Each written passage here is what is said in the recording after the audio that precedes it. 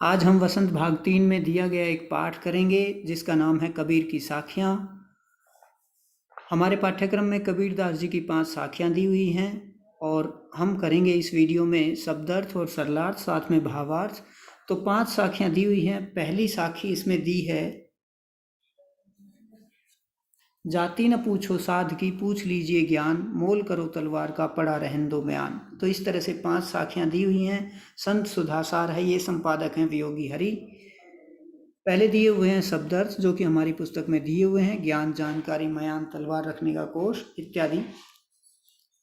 पहली साखी शुरू करते हैं, जाति न पूछो साध की पूछ लीजिए ज्ञान, मोल करो तलवार का पड़ा रहन दो म्यान। तो सरलार्थ है इसका। कबीरदास जी कहते हैं कि किसी भी साधु या सज्जन व्यक्ति की जाति नहीं पूछनी चाहिए, बल्कि उससे मिलने वाले ज्ञान को ग्रहण करना चाहिए। जिस प्रकार युद्ध में तलवार की धार का महत्व होता है, तलवार के म्यान का कोई लेना देना नहीं होता।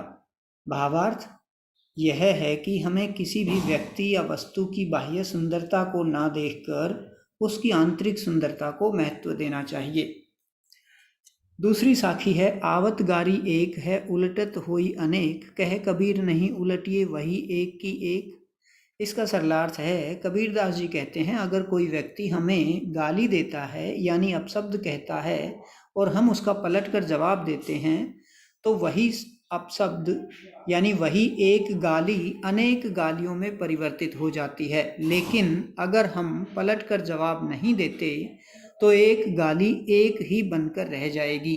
भावार्थ यह है, हमें अपशब्दों का यानी गालियों का जवाब पलटकर गाली में नहीं देना चाहिए।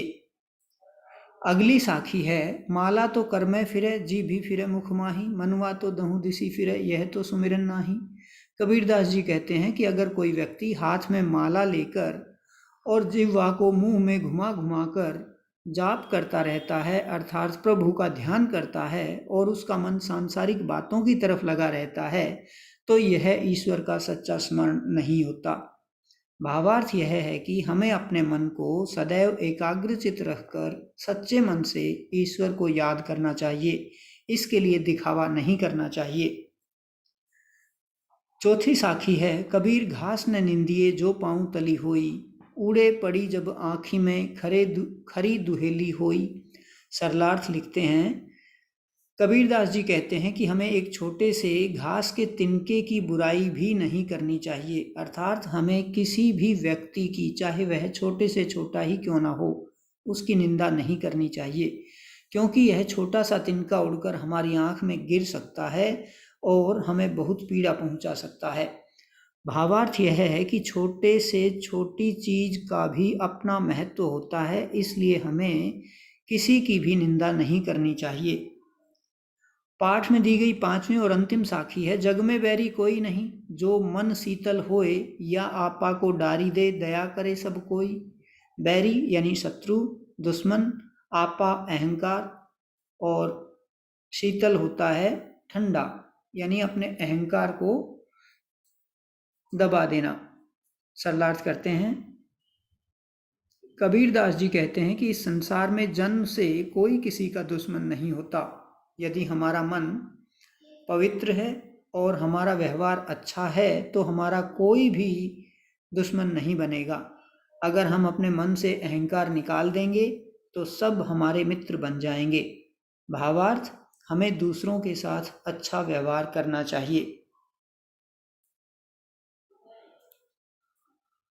अब हैं इसके प्रश्नोत्तर।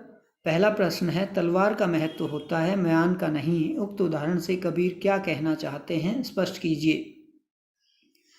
उत्तर हम लिखेंगे, तलवार का महत्व होता है म्यान का नहीं, उक्त उदाहरण से कबीर कहना चाहते हैं कि हमें जिस वस्तु से, जिस व्यक्ति से काम होता है उसके गुणों पर ध्यान देना चाहिए, उसके बाहरी रंग रूप पर नहीं।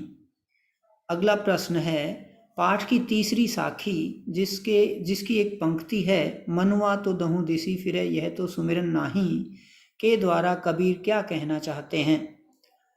उत्तर लिखेंगे, पाठ की तीसरी साखी मनुआ तो दहु दिसी फिरे यह तो सुमिरन नाही के द्वारा कबीरदास जी कहना चाहते हैं कि हमें बाहरी दिखावा न करके सच्चे मन से ईश्वर का ध्यान करना चाहिए।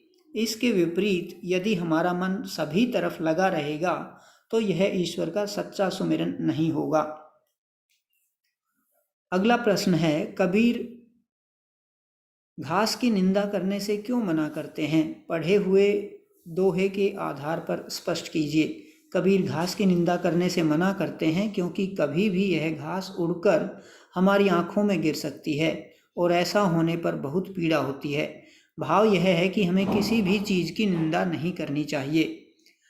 अगला प्रश्न है, मनुष्य के व्यवहार में ही दूसरों को विरोधी बना लेने वाले दोष होते हैं। यह भावार्थ किस दोहे से व्यक्त होता है? उत्तर में लिखेंगे, मनुष्य के व्यवहार में ही दूसरों को विरोधी बना लेने वाले दोष होते हैं। यह भावार्थ निम्नलिखित दोहे से व्यक्त होता है। जग में बैरी कोई नहीं, जो मन शीतल होई, या आपा को डारी दे, दया करे सब कोई। तो बच्चों, ये थी हमारी वीडियो जिसमें हमने कबीरदास जी की साखियाँ की, सरलार्थ किया, शब्दार्थ किए, प्रश्नोत्तर किए। यदि आपको वीडियो पसंद आए तो लाइक कीजिए, चैनल को सब्सक्राइब कीजिए। धन्यवाद।